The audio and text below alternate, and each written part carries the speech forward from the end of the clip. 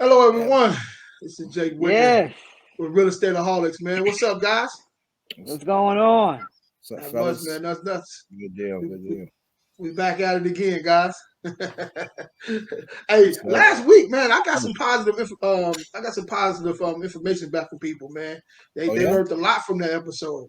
I did too. I That's did too. good. on Yeah, title man. attorneys that is. Yeah, Okay, yeah, man. closing attorney. Yeah. So I think I learned so much, man. I want to try to put something like that together, man, and do what we was talking about Definitely. as far as the virtual title company, I'm right? with that. Yeah, I man. like I Yeah. told you, we just need to Yeah, get together and collaborate, get schedules aligned, and yeah, and start really going deep diving as far as position and strategy and ideas and all kinds of things. I mean, everybody can definitely lend a piece of value to each uh to the whole situation, so it's just us getting together and aligning. That's it. yeah. Yeah. So, but even so, I think that probably really kind of going in detail of the title company stuff, man, is something we have to kind of get together offline and really kind of really go through every single thing, man.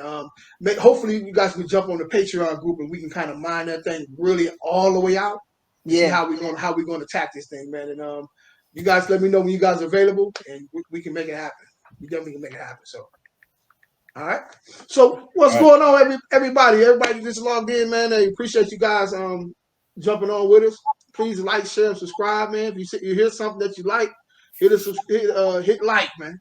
Right? Subscribe. If you hear something you don't like, do the same thing. And if you like it or you don't like it, shoot a comment out to us, man. But today we're gonna talk about real estate investing trust, which is a REIT, right? So, all right, we're gonna jump right into this thing, man.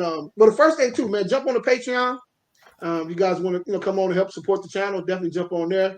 There's going to be a lot of great videos that's going to be on there as well, man, that really kind of breaks down everything kind of what we're talking about. So I do that through the week, give you some extra content. Definitely jump on that, guys. So, all right. So, definitely. oh, I messed around and put that wrong thing in there. So the question is, what is a REIT? Okay, hold on 1 second. Let me put that in. Let me redo this one here. Hope it's short, right? Yep. There So we go. what is a REIT, guys? Have you guys got a chance to look that one up yet? You Yeah, said, I can yeah, talk about it. Okay. yeah. So Yeah. So a REIT stands for a real estate investment trust, and what it basically means is it performs kind of like a mutual fund, or perhaps like an ETF, where an investor can actually buy shares like they can a stock or like they can a mutual fund. And so they purchase a share, and then they anticipate again some sort of return on that, either in the form of an increase in the share price, or perhaps this particular REIT is maybe paying back some dividends, so you can get some dividend income on them as well. They may or may not be liquid, meaning that oftentimes, depending on the nature of the REIT, and this is where you always need to read the disclosures and the perspective on these to find out if there's a certain lockup period. So if you want to invest, say, $20,000 in the REIT, you may not be able to sell that to regain your $20,000 plus whatever the stock price might be for the profit for a certain period of time because it's been locked up. So it's another way for people to invest in real estate where they're actually investing their money. I would almost say on a passive basis, because you're giving your money to somebody else to manage. And then the underlying assets that are part of that REIT are generally real estate. They could be mortgages. They could be a couple of different things, but they're typically in the real estate realm of what that underlying asset is. So it's real important as you look at those, and you can type in, a REIT or a real estate investment trust. And there's listings in there of various ways to get in there. If you have brokerage accounts like a Fidelity or Ameritrade or those type of things, that's how you would access those. Is through those various broker type stuff, because again they often trade very much like a mutual fund or a ETF. So Okay. absolutely. yeah. Okay. All right. So Yes. yes, sir. Welcome. So here's the question. I mean, here's the when I pulled up, right. So a real estate investment trust is the company that owns, in the most cases, operates income producing real estate REITs own many types of commercial and real estate, including office and apartment buildings. So that's Right. kind of like their definition of a REIT, right? So yeah, you're absolutely right, Mr. Cody. Hey, so we got a new co-host here, guys. Let me introduce Ms. Debra Vick. How are you? Can you hear me? We just having She still issue with seems the to be sound. struggling. There must be something in her settings on that. Not letting her microphone Yeah. or speakers work. She said her mic is still not working. Yeah. Hey, can somebody respond to us and kind of help her out a little bit in the back channel there? You just You did. don't My mind? mic's not working. Okay. All right. Yeah, hit her up on the back channel if you could. I We can think help her out. I think that this type of investment is it's good because it allows an individual to get in at not a much of a cost, right? You know, some people you can get in at 500, depending. That's why Cody was saying you got to be careful as to who is operating, right? Who is Thanks. structuring, who's getting it together, because there are some people that have actually gotten money, have lost money because it became some kind of scam or some kind of situation where they couldn't get their money back. And sometimes and then when you pay out dividends, right, which will be quarterly or by however they do it, some people don't even get their money back. And so it's just you got to really trust that individual that's operating this establishment, right? And do a lot of vetting as far as what that individual REIT is actually doing and their purpose and their intention. Yeah. Definitely the person that's in charge of it should. I mean, if you choose to invest into a REIT, you should definitely make sure the person who's in control of that is definitely have a history of it, right, of running the REIT. Right. So it's just like a regular any investment, man. You got to make sure that you understand what's at stake, because you can lose your money in it. But based on the based on information that I was able to pull up, man, it seemed like it's actually something that really produces, man, if you pick right, though, right?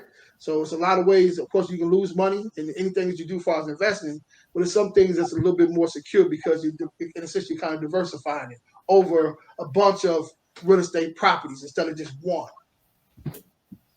So I mean, Yeah, it does allow you to spread the risk, and yeah, that's one of the things, because if the REIT has owns 35, 50 properties within the REIT itself, then you've spread that risk over that 30. So if you have one go sideways, two go sideways, then the rest of the properties will carry that. So there are some advantages there, but it's just like any sort of investment you're going to get yourself into.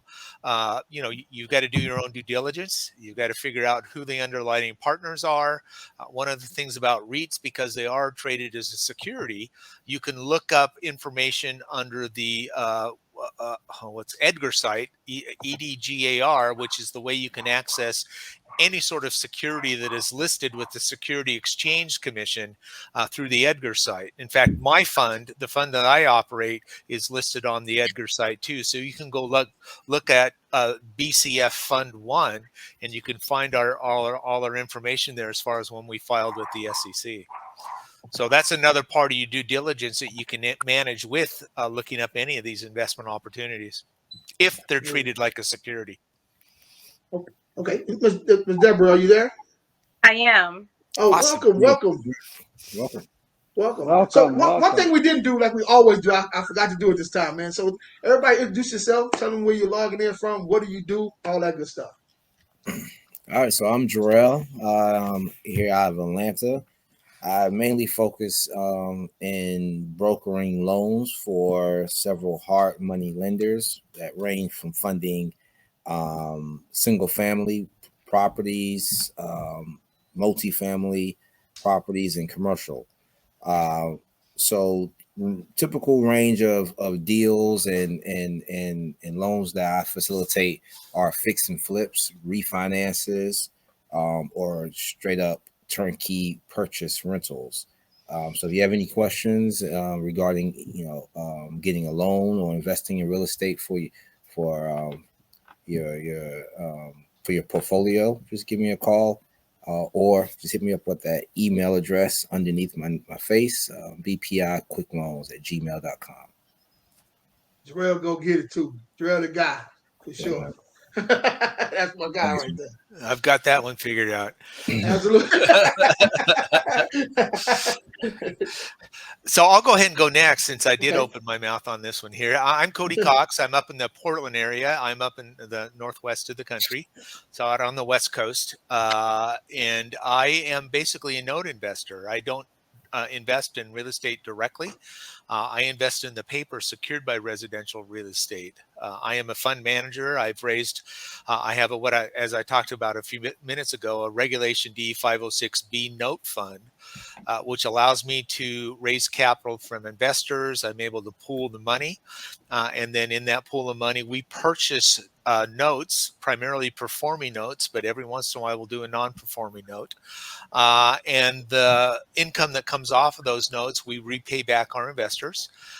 We have in our current offering, we are paying an 8% preferred, no, it is an 8% preferred rate. And then we get a little slice off the top of that in the way of a management fee, since Bridge City Factors is a management company of that fund. And then if there's certain overages, if we get huge returns on certain situations on a quarterly basis, we split those returns, those additional returns over and above the 8%. We split those with our investors. So there's a couple different, price points or profit centers in that particular type of business that I operate. Oh, excellent. SJ is on you, brother. All right. Hold on one second. My bad. What's going on, everybody? What's going on? Okay, so my name is Sean from SNJ Property Group, as you can see right there. All right. What I do is I wholesale real estate. All right. I also teach it, and I teach other people to wholesale real estate. I've been doing it for 5 years. I'm out of New Jersey. I do Jersey as well as Alabama. So I just teach people the ethical way of doing wholesaling real estate, using that capital to be able to get you to be able to do other real estate possibilities. That's why I like the diversity up in here, right? Because there's so many things that you could do. And I use the wholesaling capital to be able to do it. I got investment properties. I might even get into some notes like Cody, whatever, right? So it's just, you do have that ability to do that, right? So again, I'm out of Jersey. If you need to know anything more about me, you can go to SNJ Property Group anywhere and find out. And any questions, hit me up. Absolutely. So on you, Miss Debra Vick. All right. Hey, everybody. So they call me Debbie the Realtor, and I have been doing a lot more commercial than residential lately, but I do have some listings as well. I do luxury. I love single family homes. I love doing attached. fourplex. Oh, just kidding. And then some apartments as well, especially if people are looking for a certain amount of units.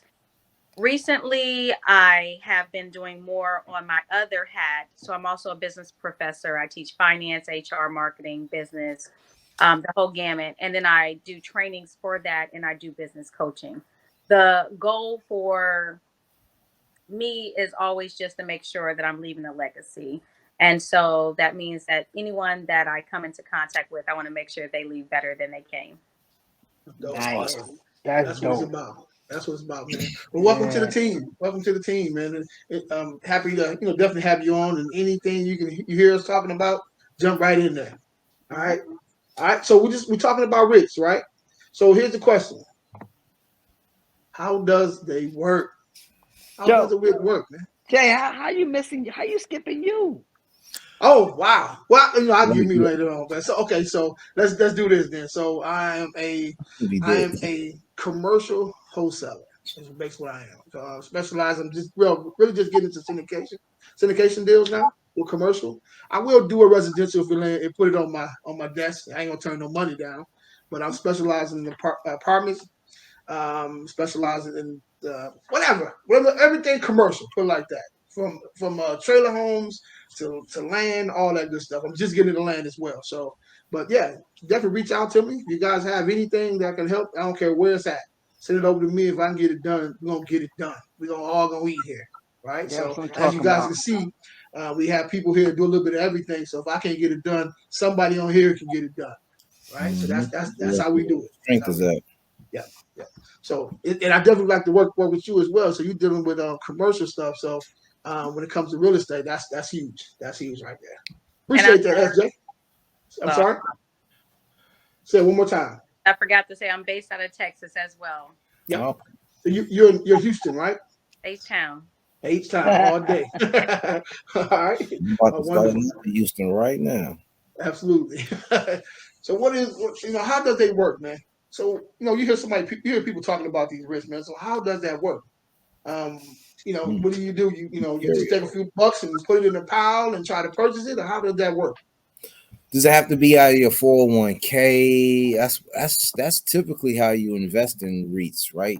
Out of some type of pension fund or 401k or money management professional doing it for you or some type of entity. Is that correct? Well, not necessarily. I mean, in fact, I'm doing a little experiment right now while we're talking here is I'm just logging into one of my brokerage accounts. They have ticker symbols. So very much like a stock or very much like a mutual fund. And I'm going to go into my regular brokerage account, type in a ticker symbol here. The one I'm going to look at is CTRE, which is Care Trust REIT. It looks like its 1 year performance is at about 16.9%.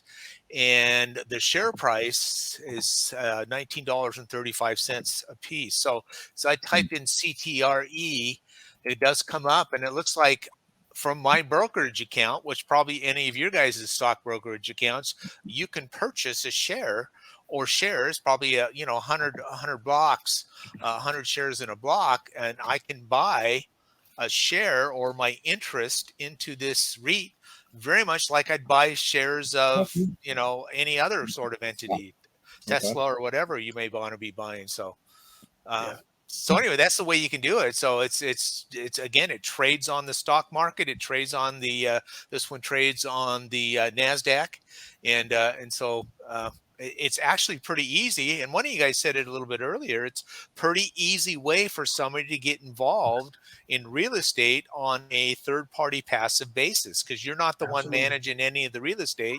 You're just simply buying into this particular company who is managing a real estate and then conforming to some of the rules that the IRS has on what they can offer to be actually a REIT of some sort. So, and then so I know. Go ahead, ahead. No, I was saying that because I particularly have money in ETFs, right? So and some of my ETFs I have are real estate based, right? So what I'm saying is that you don't necessarily have to own a lot of shares, right? You can do one or two, whatever is, like you just said, $19, right? yeah. So it's like, it's just a way in order, but again, you have to at least know what that ticket symbol, what they do, right? Like what's their goal or their whole entire backstory, right? So that what's you their can have an approach? idea, what their approach is. So that's what I do too. Like I just don't jump into a stock. I like kind of get their background and stuff like that. Yeah, that's very important to know. Whatever you're investing in, it's important to know exactly what you're investing in. I mean, it's a way of investing. Like I know Cody says he basically want to invest, man, and he don't have to worry about no toilets. You know, to worry about tenants moving out and all that stuff. It's going to be ran by an individual, and I'm pretty sure they probably meet on a monthly basis and tell them exactly what's going. I don't know how they do that, right? So I'm just getting this myself, but it's passive with your hand off. With your hands off, bro. But you want to make sure they're doing the right thing or whatever the case is. But this is a great way to invest, right? This is a great way to invest. A little bit of nothing. Like you said, $19, you said? Yeah, it's trading at 18.15 in after hours trading today. So I mean, roughly $19. Wow. And the way I look at these kind of things, and mostly when I do from an equity stock investing perspective, is I'll do, and this introduces a whole new subject, but I'll do kind of what's the wheel strategy, because I want to look at things that are paying dividends, which this one here has a dividend being paid out at the end of this month, and then I also like to look at options. So I acquire stocks through an option purchase before I actually do it on buying the stock outright. Okay. But again, that introduces a whole new topic that we don't really want to get into tonight, I don't think. Yeah. So is REIT, are they good investments, right? So REIT historically has been delivered competitive total. I can't really see my screen. Return based on high speed dividends, income, and low term capital appreciation.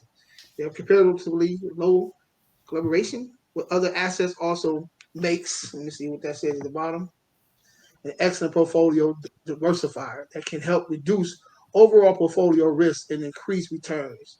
These are the characteristics of REIT-based real estate investments. You guys get that?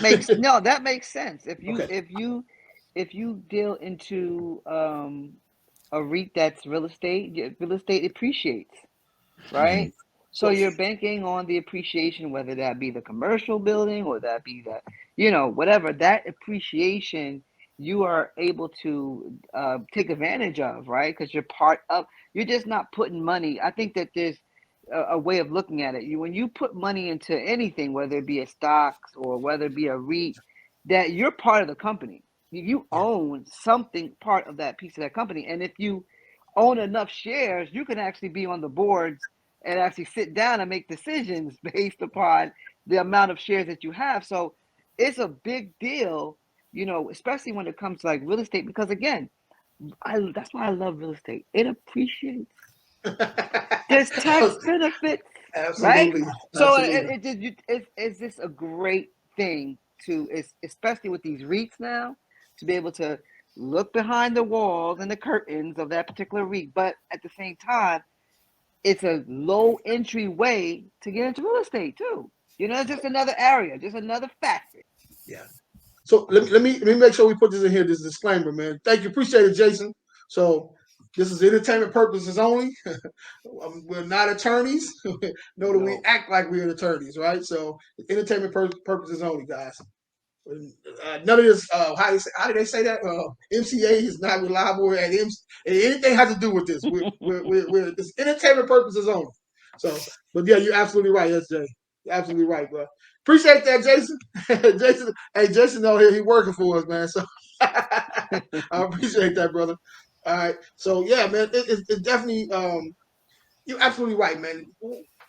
Real estate investing, man, is a different situation, bro. It's different, man.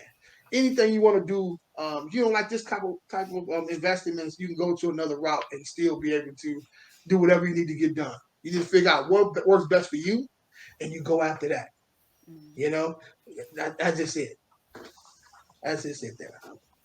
All right. Any question about that one? Not so much. And let me just add one more thing here that I think is pertinent to it, because every one of us have to make a decision what our level of activity might be as we're doing real estate investing. I mean, you guys, from what I know of you guys are all very active real estate investors. You're the ones that are actually investing the capital, you're finding the properties, and you're doing all the work. So you're very active. But there's a group of people that want to invest in real estate, but they want to do it from a passive perspective. I mean, you have a lot of doctors and dentists and attorneys and people like that have some capital, but they don't have the time to go through and do the investment, the research, and the due diligence that a lot of us try and do. And so this provides a couple ways for those folks to get involved from a passive perspective, turn their money over to somebody else. And obviously we all like to raise capital from various investors to help with us. But again, as you guys, we talked about several times, hey Jay, good to see you. What's up, man? What's up, Jay? Yeah. And is basically you've got to vet the sponsor. And that's one of the things that I am very, very adamant about, is I'm trying to raise capital for my funds, which again is different than a REIT, in that I want everybody to vet me to make sure that they're comfortable with me, because really your investment is with who that sponsor is. And that's really how you're going to know if you get your money back, as we talked about earlier, is that, does that sponsor have a good track record? Do they have a good reputation? And is it somebody you feel comfortable with, giving 10, 15, 20, $100,000 with, to invest your capital with an expected return? Yeah. So that goes to the question, at least to the question, man, how do you vet that person? What are some of the things you have to do to vet a person like that? Well, you can actually run background checks on folks, which is, I think is a good thing. Probably you guys have access to that, or you can run, certain kind of reports. Obviously, just do some internet sleuthing, do some searching, online searching for things like that, and hopefully that particular sponsor has some references you can call who can break down and do some other things. So you can call those references and ask questions about other folks, how the experience has been. And also, as I mentioned, that Edgar site, which is, again, an SEC site. So if there's been some violations, they're going to be reflected there in that Edgar site. So that's another way to take a look. It's you doing your due diligence, not only on a property, but on a person. And there's, you can find those ways to do that. Yeah. And understand, so we're talking about REITs. So when it comes to wholesaling, right? Wholesaling is the entry level into real estate investing. This is on another level here, right? These REITs is something a little bit different. So if you're looking to get involved in this, do your due diligence, guys. It's important. When you put money into anything, make sure you do that. Yeah, I mean, like Cody was saying, there's a lot of people that have money, right, that don't want to be a landlord. Like, how we raise private capital. Absolutely. We raise private funds, right, for people who, just want to be able to put their money into, where I'm going to start doing, where people can be able to put money into my rehab projects that I may come across that I want to take down myself, right? So I can get them a return, whether it be 8 to 10%, whatever the case may be, as a return. Fast, right? But it's the same thing. Like, there's people that just don't want to be a landlord. They don't want to own real estate. They don't want to be a part of that process, but they know that real estate is where it's at. You know what I'm saying? So again, it's the same thing. If you feel like you don't want to do all that, there is that REIT that you can get involved with at a low cost too, and just get yourself to be able to have passive income for yourself and be in real estate, but not kind of like let real estate control you, right? Like, it doesn't have to go that route. So, I mean, it's a good. I never did it. I'm not gonna lie. I never did it. This is actually my first time in depth understanding about what REITs are. But once I get off this live, I may have to. You ready to go live? So I got a question. So this is kind of side over here. So how can a realtor get paid by directing people? Because I know you guys deal with investors all the time, right, Ms. Debra? Mm-hmm. Right? So you know who got that money, right? But they don't want to put that money into a bank because they get less than 1%. So what are some of the things that a realtor can do to help get that person to maybe invest in the REIT and maybe get paid off of, or can you get paid off of? Can a realtor get paid off of it? I would like to defer this to Cody, because I feel like this is going to, it kind of goes a little bit into like a referral fee or something like that. But I liked what was said about having the funds. I have my older sister is a lawyer. My older sister is a doctor, and they have funds, but they don't want to have, they have houses, but they don't want to just solely be running around fixing things. And so for me, I'm actually getting educated myself, because this would actually be a great recommendation for them. But I actually have never recommended anybody to do this. So I may defer it right back and say, what would be the protocol for that? Yeah. Well, so understand the nature of a REIT versus understand the nature of a commercial real estate agent. Yeah. Obviously, a commercial real estate agent is trying to sell a commercial property. And so anybody that buys that or invests in that is investing in the property itself. Whereas a REIT, you're just kind of investing in an equity position, just like you would a stock. And so they're unrelated. It's just that this particular stock, if you will, their asset base consists of maybe commercial real estate. So you don't have the ability to invest in an individual property. You're investing in a company that is invested in properties. So there's really not a way for a commercial real estate agent to get a commission or any sort of compensation by directing somebody to pay to buy a REIT.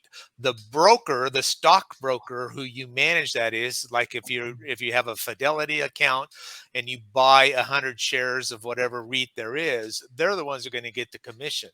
And so there's not a way for there to be a crossover compensation on that. So from a real estate agent's perspective, it's probably not the right play.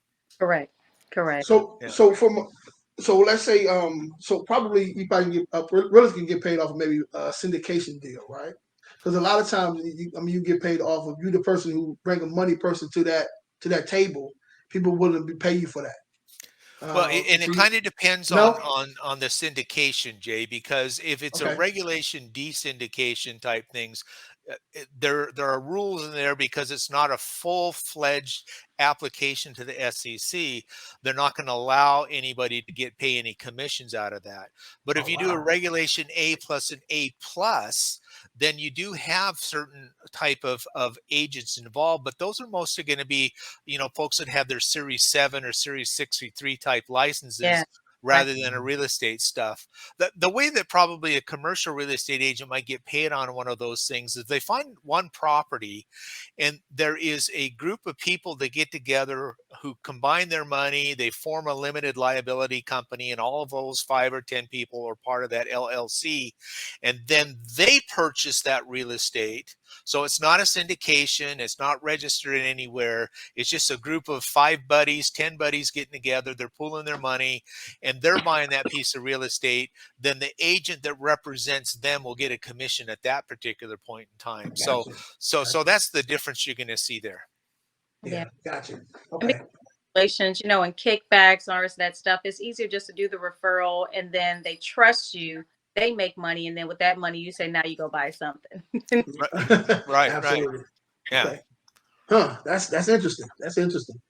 All right. So here's another question here. What's up, Jay? How you feeling, bro? Hey, man, everything's beautiful in its own way. Busted Absolutely. pipes. Good day to be alive. Good day to be alive, brother. So, are there any downside to a REIT? Downside to everything, Jay. Absolutely. There's a downside to everything. Let's talk about it. What is something you see maybe can be? Well, I know a lot of things can be red flag, but what's a couple of things that jump out to you guys? People jumping out the window too quick. Stop jumping out the window. Relax. Do your due diligence. They see something, they about to jump. Right? So I think that's one of the things, not being able to say, all right, I got this little piece of cash. I want to get into this REIT. I want to get into this like real estate thing. And Jay told me about this REIT, or Cody told me about this REIT. I don't even care about it. They should know they're professionals. I'm a jump. But you still should trust and verify, right? Trust but verify. So you have to be able to do your due. I think that's the thing. I think I'm a jump. Even jumping is good. That was awesome. Jumping is good if you got the cables to hold you and support you, right? You gotta have something. You just don't jump out the window like that. Yeah, come on. Yeah. You got a little bit of something. You ain't gonna fall down like you gonna make sure you got a cushion when you fall. So it's just that, we're wholesaling too. There's a lot of people that get into this business, they just jump, right? I'm ready to jump. And I don't mind that, but I believe that you have to have some type of foundation and learn what it is. Go back and do your due diligence. I think that's what it is. Lack of due diligence. That's one. But you learn so much when you do that. I did a 6-figure investment about 10 years ago, and I lost my money, and it hurt, but it made me go backtrack every single step and say, what did I do wrong? And what could I do better next time? And I wouldn't have done that if the first time I flipped my money, I was like, oh, okay, this is good. Let me do this again. And at the time I I had liquid capital. I was finishing up college, but I was a celebrity bartender. So I had back in the Making It Rain days where they were just throwing money because they didn't care. made everybody physically responsible. Thanks, Jay-Z. Oh. But before The good old days. actually Yeah.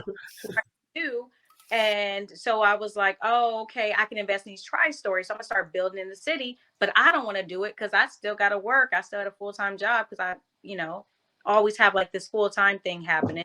And then I lost my money, but I didn't lose it right away. It was a slow burn. And the guy kept pausing me. Oh, okay, it's coming. I just need to take this to put over here. And I started to see like all the mistakes I made. Now I ask a lot more questions. I'm more cognizant of, hey, that little twitching your eyebrow just let me know you're lying, But it was good. And so sometimes those hard knocks are really important because it does give you a different vantage point that you need for. Yeah, absolutely. I That's huge. Yeah, on some things I'm jumping out the window and I'll build my parachute as I'm falling, but some things I won't. Right? Yeah, So yeah. I'm kind of like Jay on that as well. Yeah, I Because like a to lot of have my times that's how you're scars, gonna man. learn.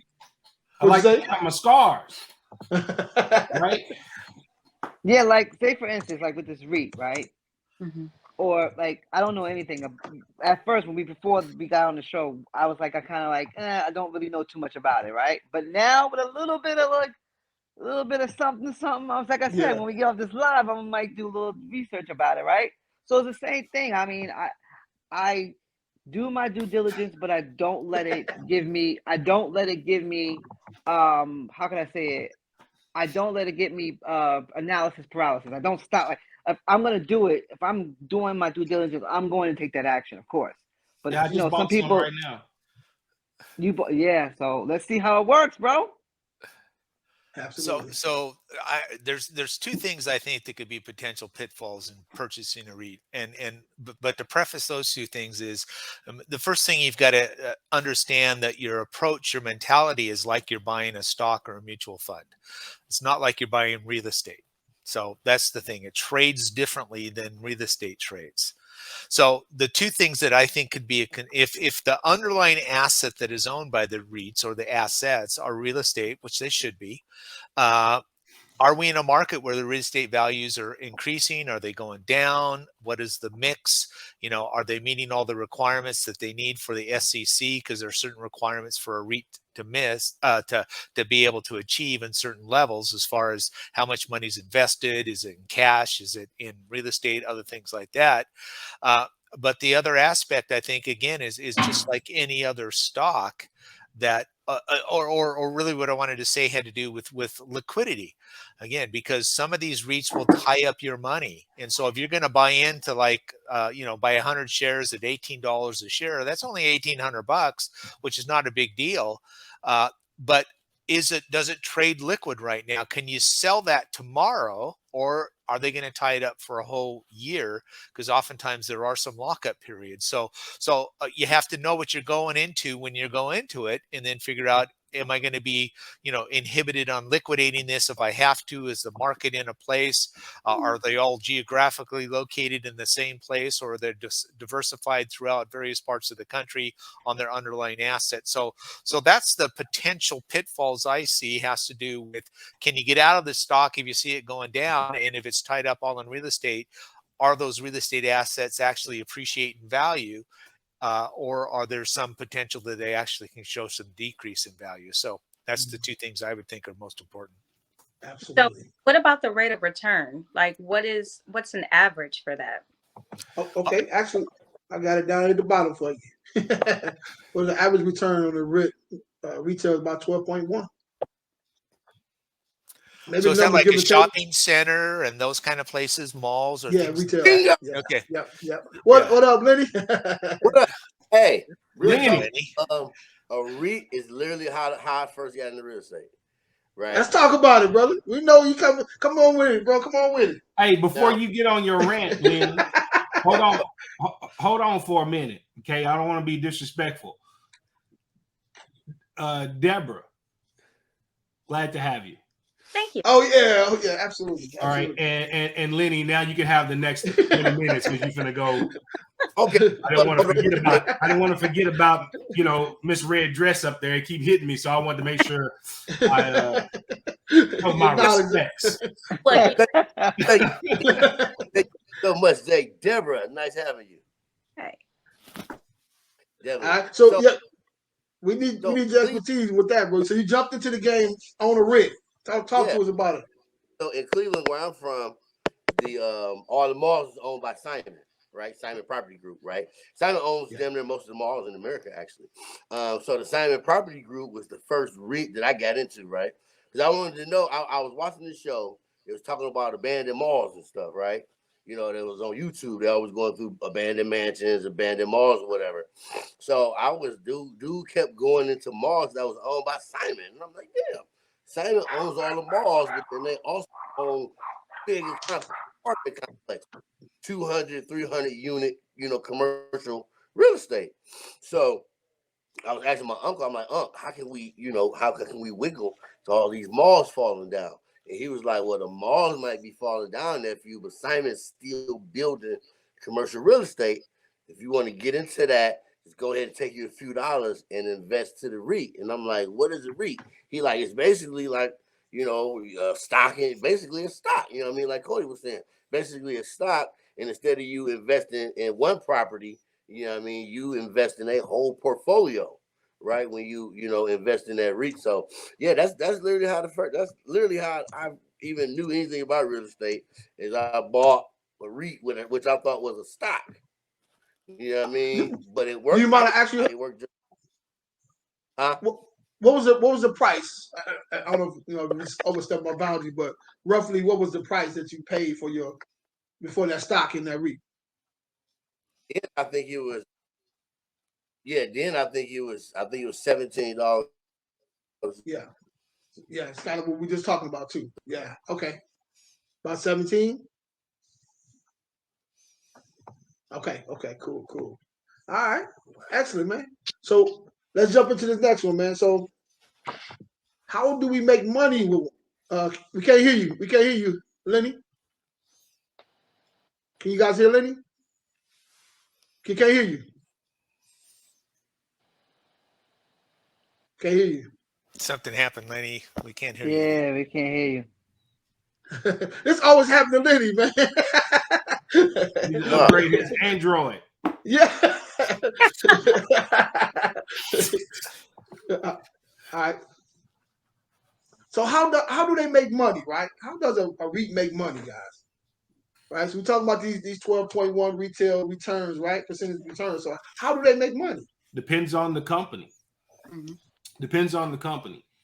A lot of them will invest in either commercial. Some of them do single family now, but most of them will invest in commercial and then give you a percentage of whatever the returns are. They'll hold those properties, they'll renovate those properties, they'll improve those properties, and then eventually they'll sell them. And then that's how you'll get the money back into that REIT to reinvest into something else. That's how they're paying their dividends. But again, it's all about the structure of the company that you decide you're going to put your money into. Excellent. And that's exactly what I did, but I just didn't do enough research. So I probably should have did more research. Let me ask you a question. What's the difference between, I guess one says a stock. Okay, I understand one is stock. But you have these funds like the Tulsa Real Estate Fund. You have all these other funds. Like what's the difference? They all both do dividends, right? They all kind of collect money, right?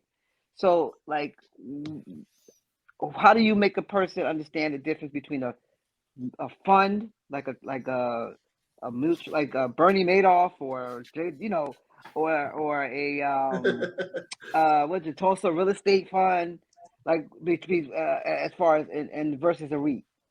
Well, it depends on if they're publicly traded or not. Some are publicly traded, which puts them on the stock market, which is, what I was doing a few minutes ago, and then what Cody was actually doing.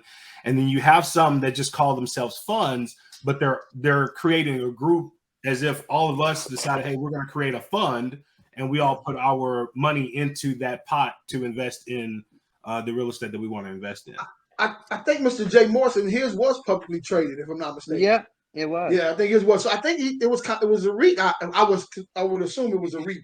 He just named it that, right? Okay. That's what I would think. Because I know that he takes that money It was and he basically buys a REIT. other. Mhm. Yeah. Okay. It's the same concept on both sides. Yeah. Just depends on what they want to call it. Gotcha. Yeah. Yeah, there's a difference in the structure. Obviously, the structure of a REIT is we can go in and buy shares like you can if you're going to go buy a stock or an ETF or a mutual fund.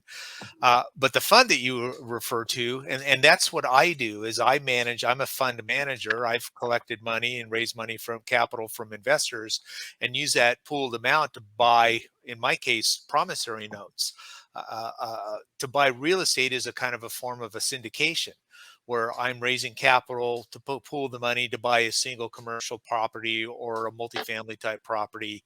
And it's generally buying one asset, and the returns off that asset are paying the dividends and the returns back to the investors that are part of that. So it's a little bit more closed than what a REIT might be, because the REITs are generally available. As Jay said, it's just they're on the open market. You could buy shares of them just like you would, again, trade a stock or a mutual fund or an ETF.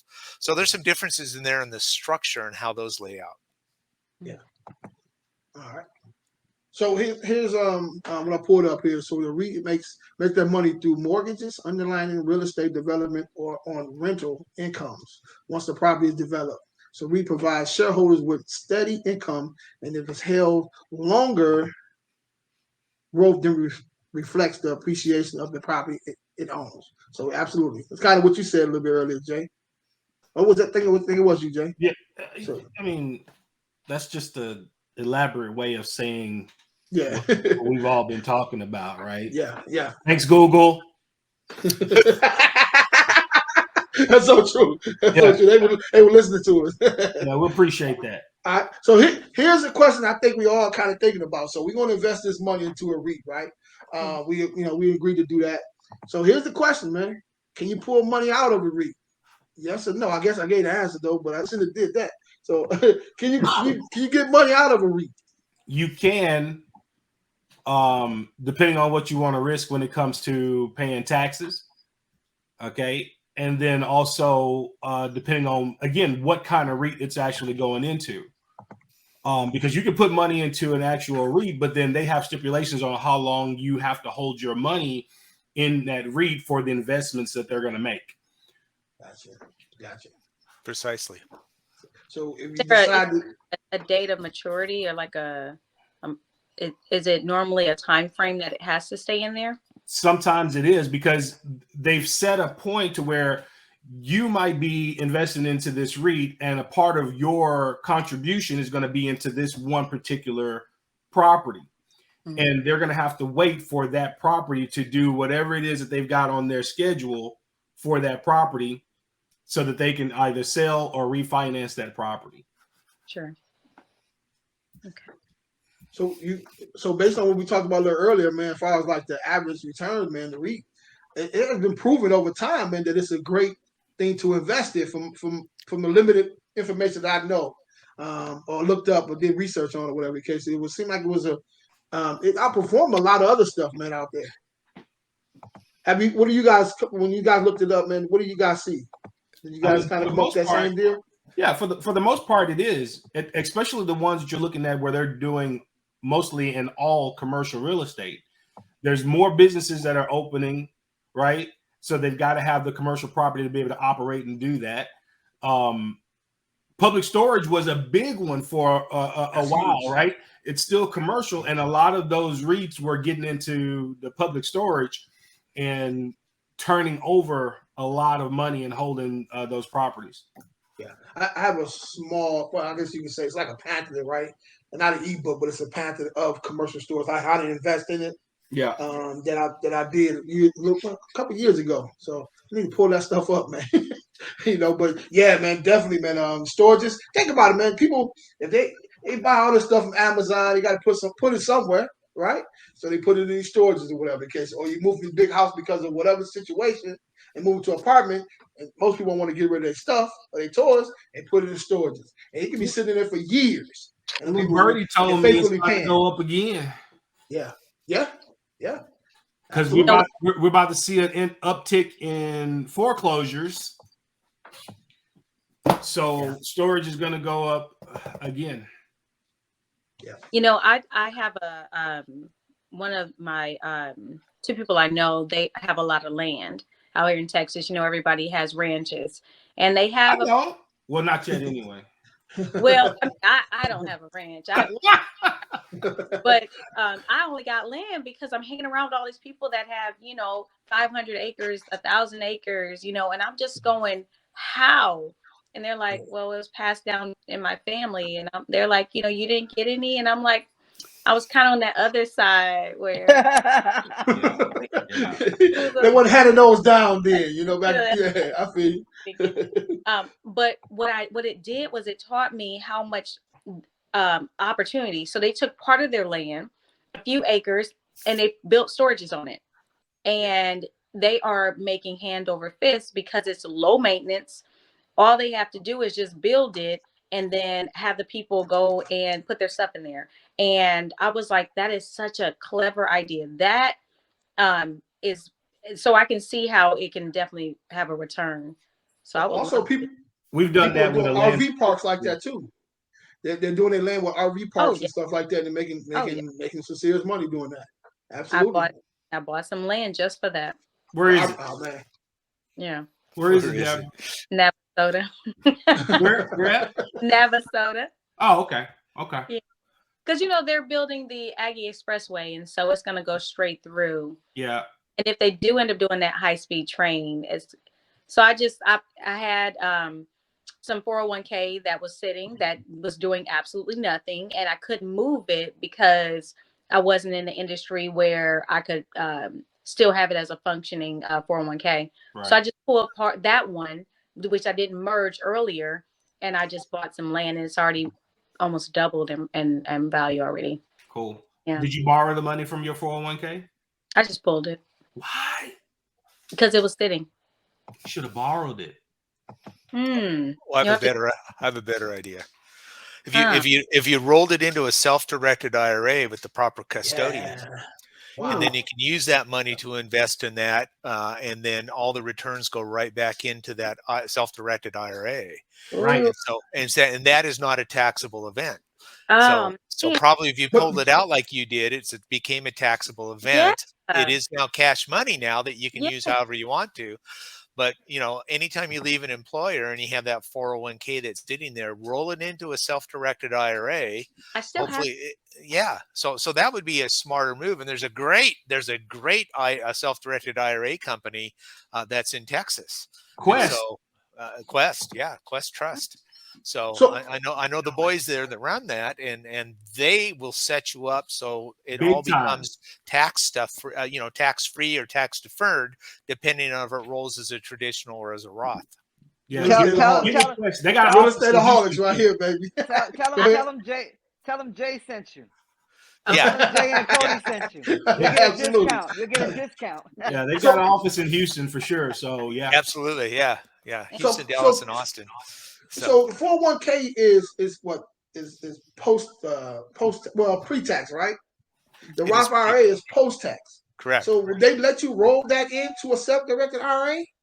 Yes, because I've got two self-directed IRAs. One is a traditional, one is a Roth. Without you paying any penalties at all? No. That you don't have to pay any, because it's, especially if you have the IRA companies do that transfer. So if it doesn't pass through your hands, right, then there's no question that you didn't touch it. So if you were to open up an IRA with one of these self-directed IRA companies, they will work with whoever is the holder of the 401k, and then it's just a direct transfer, and that does not become a taxable event for you. You did change my life, man. Right. Almost got a tear right here, bro. That's why you hired me, Jay. You changed my life. Debra, I want to hear what you said. Yeah. What's that? This is very good, because like that, when I left out of industry, and I moved when I came back to Texas, I had a 401k here before, and then I had, at the time I was in my 20s and I think part of my 30s, and I was putting the max into my 401k because I still bartending. So my salary, I just saved all of it, and I paid all my bills with my flex money. And when I had this money in this account, I moved to Arizona. They started me a new one for some odd reason.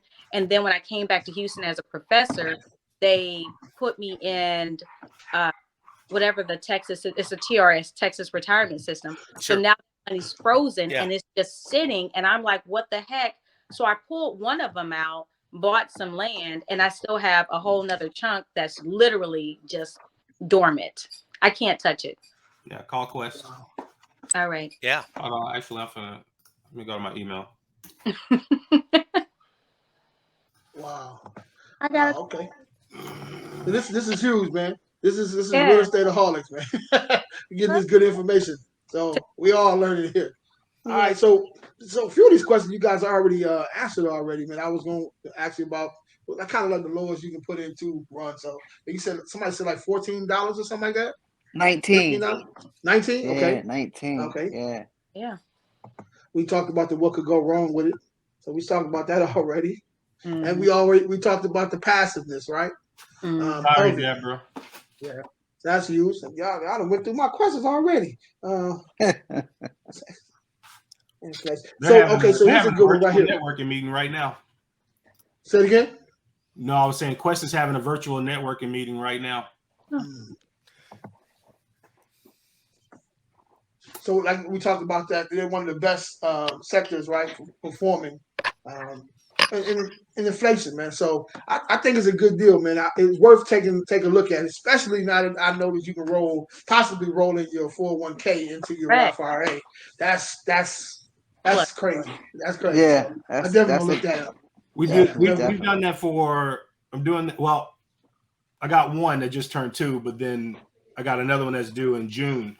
But we've set them up with IRA and put money in there. So as we invest in real estate, then that money goes back to their IRA tax free. Yeah. No, man. So all you people out there, man, who've been switching up jobs, right? And you got that 401k over here and one part over here and over here. Go and combine and put in your Roth IRA, man. Use that money towards and do some investments with it, man, and hopefully build up a nest egg, man, to retire you. Right. So right? You can use the same dollar twice. Yes, the same twice. You use the same dollar twice. The interest that you're paying back on is going to be lower than any bank would have even given you. And you're paying the interest back to yourself. Yeah. Yeah. Big facts. Imagine flipping homes in an IRA. That's what I do. Yeah. Yes. All that goes right back to the IRA. You have to be careful about self-dealing and things such as that. There are some limitations on it. But if you structure it right and get it set up and understand what you can and can't do with that, it can be highly profitable. Very powerful. The best thing that we did after dealing with 1031s. You know, Jay, you might want to write this down for a future topic for one of these meetings, is how to invest your IRA money. Yeah. And is that better than a 1031 exchange? Like what, I would love to be a part of that conversation. Yep. So you said 1031 exchange? Yeah, we were. Yeah, I mean, they both. The 1031 exchange is the same. I mean, they're all tax avoidable, right? That's what people, do. Except, well, with the 1031, I have to identify a property. Yeah, you got that within right. a certain period of time. Exactly. But with my Roth IRA, I don't. Yeah, I would never. And you don't got a time. And you don't got a time frame. Right. Either, right. I don't have a time frame, and I don't have to worry about it being equal to or that same value. Right. Yeah. To keep doing that. Yeah. And a 1031 exchange value is when you're dealing with taxable money. It allows you to postpone paying taxes on capital gains. Yeah. I would never, ever do a 1031 in an IRA. There's just no reason to do it. Okay. Yeah. From my understanding, I thought it was coming after that 1031 exchange, though. I thought maybe it had did something to it by now, but I guess it's still in full effect, though. But that make more sense what you were saying, though, Jason. Yeah, I mean, it's really not. Most people think of it in their head as an account, but it's not even an account. It's just a tax code. Yeah. IRS code 1031. Listen, This is a lot of game that's been spent on this thing here, man. I love it. I love it. So let's do this. Last week, say it again. Glad I could join. We definitely appreciate it. Last week, you're a wealth of knowledge, man. I love it. Hey, man, I tell you, man, we record this stuff. I've forgotten more than I know. Jay's the man. Jay's the man. But I see it coming back. I see it coming back. It brings stuff to the forefront that I was like, man, I didn't even remember I knew that. So let's talk about it. Yeah. Last week, man, we talked about what does it take to open up a title company, right? And we sat on here for an hour and a half and we mined that thing out, man. And I think it was something beautiful. So if you didn't get a chance to listen to the podcast last week, please do. What we're gonna be doing here, we're gonna jump on the Patreon. Hopefully, we'll work today. I guess tonight or tomorrow we'll work out a time where we can jump on there, right? And some of this information ain't gonna give out to the public because we're gonna actually do this thing. You know what I'm saying? So, and we're gonna do it not a brick and mortar, but a virtual one, right? Because think about it, everything right now, you close deals virtually now, right? You ain't gotta have a brick and mortar now. Go. Right, so here was one of the questions, right, and I'm gonna give this game out to the people who listen, right. So we was like, what would make us stand out as a title company? I think it was SJ. What you said, open on a Saturday, if I'm not mistaken.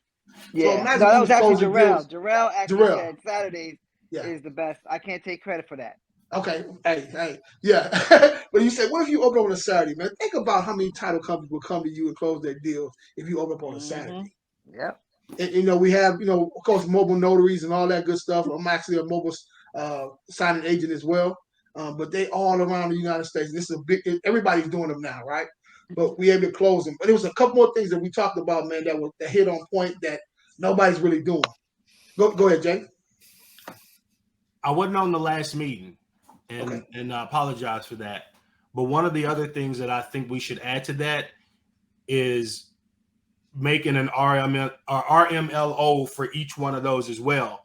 Because those of us who also do creative deals and we need to do loans, right? Because we're doing either a wrap or we're creating owner finance and we're charging interest. We can't do that as an investor, but that RMLO virtually can and can write those up for us.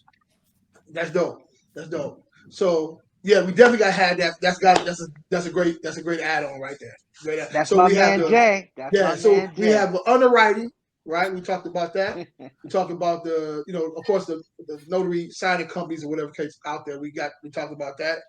The secure lines, right? The secure. Cody was talking about, we can do stuff online, close these deals, but under secure lines where people can't. He talked about that. We even talked about the companies that we can use. Yeah. We talked about like roughly how much it would cost to open that up. What would that look like? How much everybody invest in and how, all that good stuff. We really went all the way through it, man. I was like, wow, bro. Go ahead, Jay. Let's offer transactional funding as well. That's huge. That's huge, man. That's huge. That's huge. All in one? Absolutely. Yeah. Absolutely. So, Debra, you here right on time. Yo, you know what? Look at her. She right down stuff. Let me tell you, like I was telling Jay, my man Jay right here, I was saying, yo, all it takes is us to be aligned, bro. Like, to be honest with you, like we have the look, Cody, we already got private funding right here over here. He ready to fund us, right? And also got private lenders too. So I don't think it's a matter of money. I think it's just a matter of alignment. Yeah. You know what I mean? That's it. I don't think it's a matter of money because we can get the money. $500,000 ain't nothing. It's just we got to be aligned. That's all. That's it. We talked about a quarter. So $250,000. A quarter million. Right? Yeah, quarter million. $250,000. Right. So I mean, if let's say we collectively came up with $125K, right? There's investors. As long as we have skin in the game, there's some investors that will loan that other 125, probably at 9% or whatever the case is, with some upside to it. It wouldn't be an issue getting that done. But that's Jay, literally one deal for us each. But let me ask Jay Sims, how much do you think? Because you wasn't there at the last meeting, and we missed you. We missed that cape. Yeah, we did. We definitely missed that. So what do you think? Roughly, I'm not saying estimate. Zach. How much do you think we would need to get started? So it's We not a already brick and mortar. It's not a brick and mortar. This is a virtual thing that we're doing. right, virtual, right. Comfortable.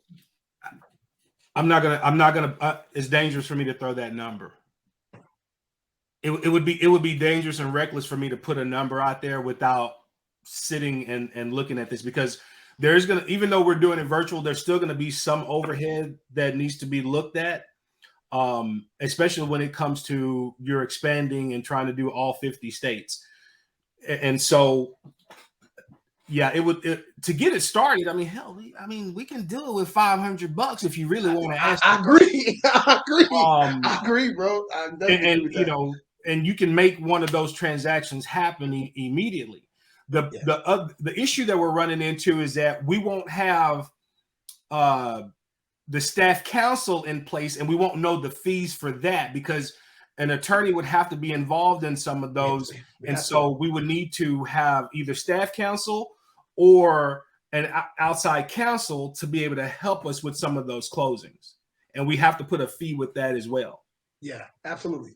It would be reckless for me to throw a number out there. I mean, because starting a business, that's easy. We can put a name on the thing and then put the business out there, but there's other aspects. You know, what state will we start in first, or even what county? And exactly, and what county that we're going to start in first, and then trickle from that, because our fees will also have to change based on our territory that we're actually in. Yeah. Okay. And then there's other regulations that we have to look at as well. Will we have to register in certain counties and states in a way that will allow us to be able to operate within the modicum of elbow room that they allow us to without getting in trouble? Right. Yeah.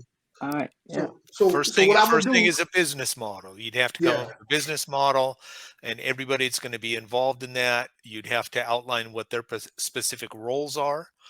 So we don't have, a couple, 3 people at the top that are, arguing with each other because the roles were not defined.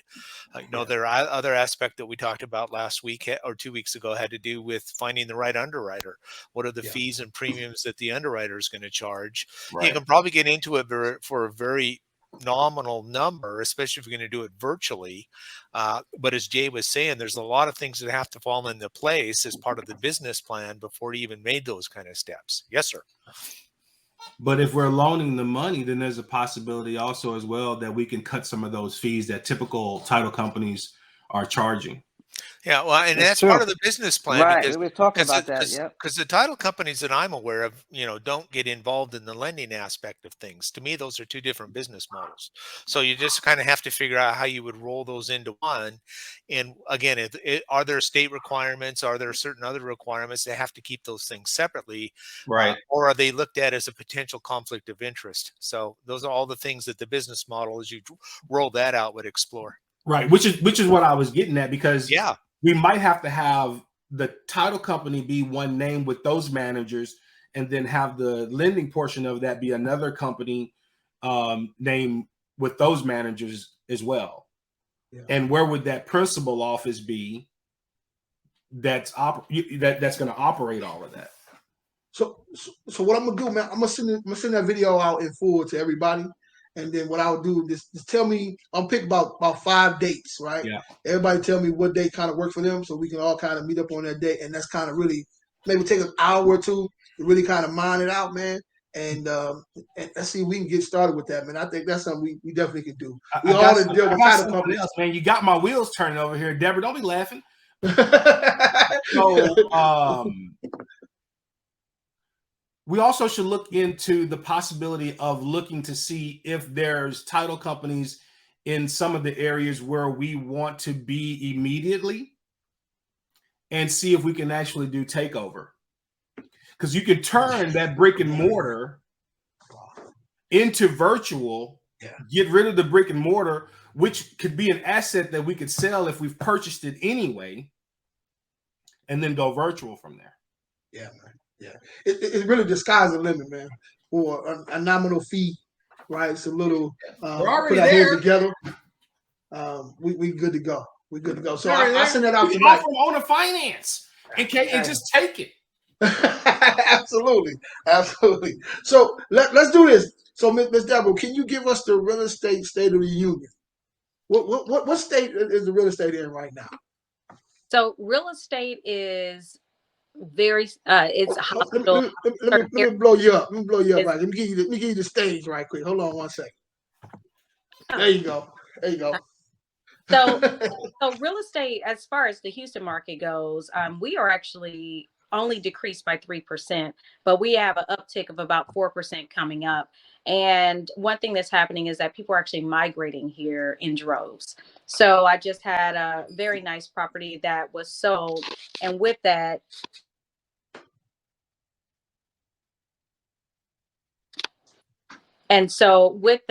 I was able to see how so many people that were interested in the property actually came from, different states, whether it's Nevada or California, New York. I just moved one person from New York moved here, and then she subsequently invited 4 more of her family members to move here because they get so much more for their money. Yeah. And so, the market here is good because we don't have state taxes, et cetera. But you go to a place like California where people are moving fast and furious. And so it's going to depend on the geographic location, whether it's a suburban area or whether it's rural. And also, what is the market? What's the employment market looking like? And so for metropolitan areas like Atlanta here, they're stabilizing. But for other places such as California and New York, you're seeing a change. Is it a buy or sell market here in Texas right now? In Texas, it's a buyer's market. The market right now is about 25 to 30 under asking on average. But if the house is pristine and is priced right, it's still going to sell. Average days on the market is about 63 days. It did go down to 59 days, but it's still averaging around there. So about 2 months for homes to go off the market. I have been setting the expectation a little bit different. I just listed a house. Actually, I'm listing one today. And then I listed one last week. And with that, I have to give them a different conversation I was given before. Before I was like, oh, don't fix anything. Don't even worry about it. Nope. It's gonna sell. Now I'm like, you might want to shampoo that carpet. You might fix that. And so it's changed, it's shifting, but we are putting a little bit more work in, but the results are still there where Houston is still selling.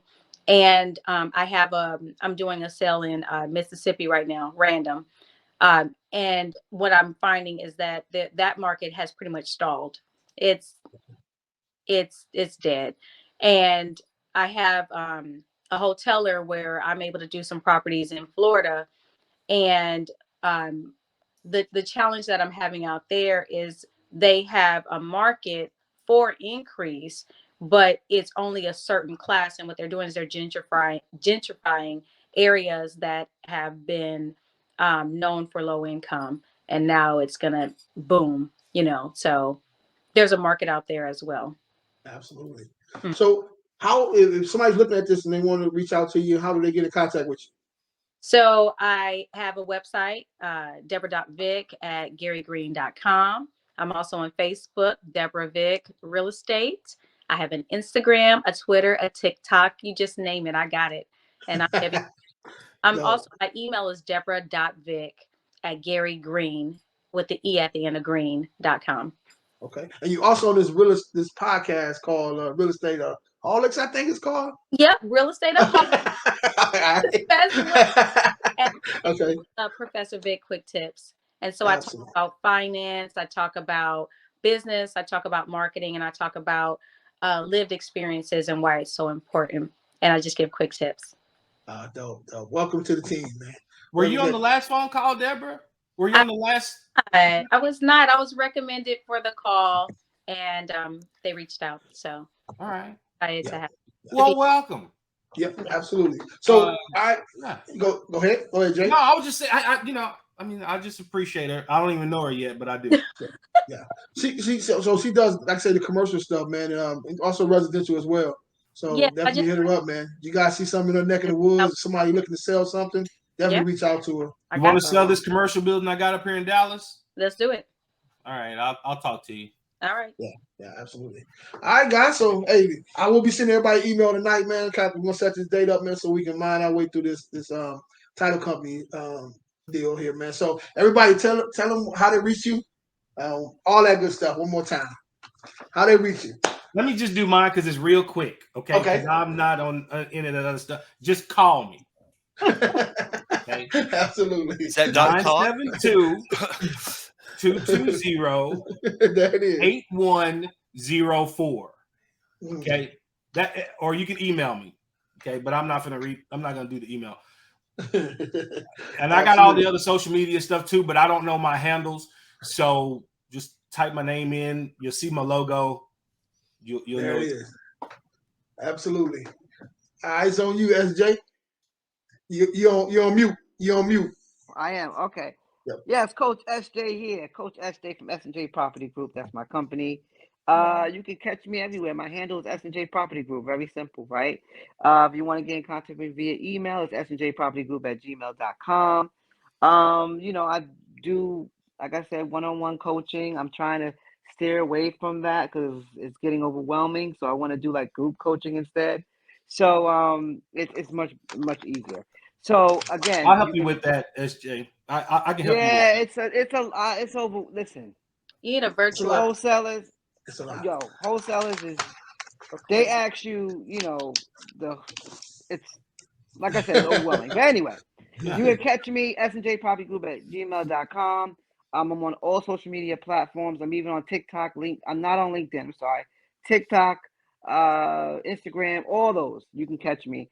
And I also got a YouTube channel, SNJ Property Group, where you can get tips on how to wholesale real estate. I teach that intensively. So I need to be on there. Yeah, I want to be on there man. with you, man. Let me know. Jay knows I do my thing. Absolutely. So anyway, I'll be checking you out. You gotta come in and let's get together. Like Okay. I believe in diversity. I love this diverse group here, because we all have one common goal, and that is to not only build wealth but actually to deliver it to the people.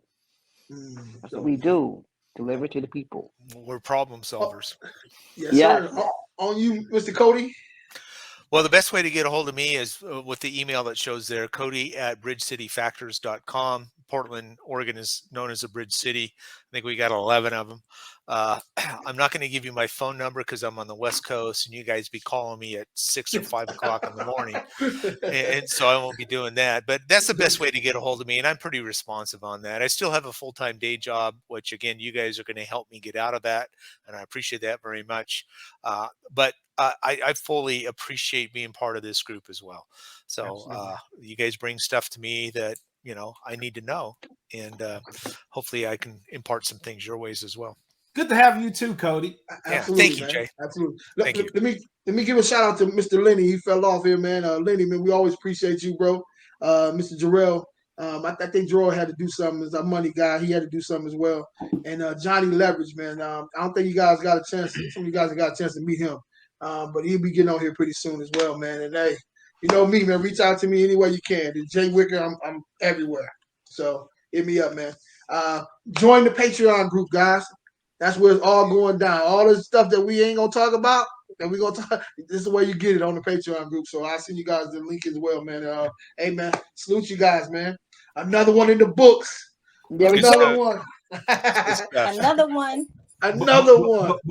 Before we get off, Jay, yes, do you have an insight on what the next topic is going to be? You know what? Mr. Cody just dropped some stuff in my lap here. So let me see. We was talking about what were we talking about here? What we had? Self-directed IRAs. Self-directed IRA. Yeah. 1031 exchange. We talked about that as well. And it was something else. I don't think I wrote that one down. But whatever you got, man, I'm definitely all ears, brother. I thought we were going to talk about the quadrants. I don't know if you was that the quadrants.